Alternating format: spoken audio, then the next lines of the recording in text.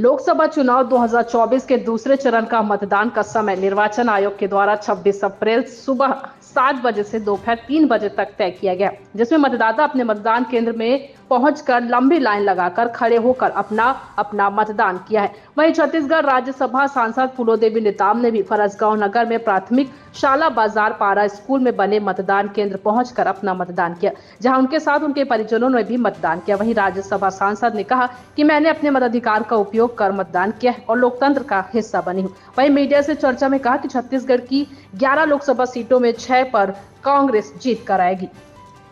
कोंडागांव से रामकुमार भारद्वाज की रिपोर्ट। इस लोकतंत्र के महापर्व में सबको मताधिकार देने का पूरा अधिकार है और मैं जनता से, मतदाताओं से पूरा अपील करती हूँ और निवेदन करती हूँ कि ज़्यादा से ज़्यादा सभी लोग आए और अपना मत दें और अपने देश का निर्माण करें।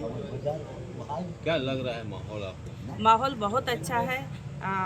हमारे देश में महागठबंधन से हम लोग चुनाव लड़ रहे हैं, निश्चित तौर पर सरकार बनाएंगे। बहुत अच्छा माहौल है। जिस तरह से पूरे 10 साल तक हमारे देश की जनता महंगाई और बेरोजगारी को लेके झेली है, यहाँ की जनता अच्छी तरह से जान चुकी है। लगभग 11 सीटों में कितनी सीटें हैं कांग्रेस अपनी मान के चल रही है?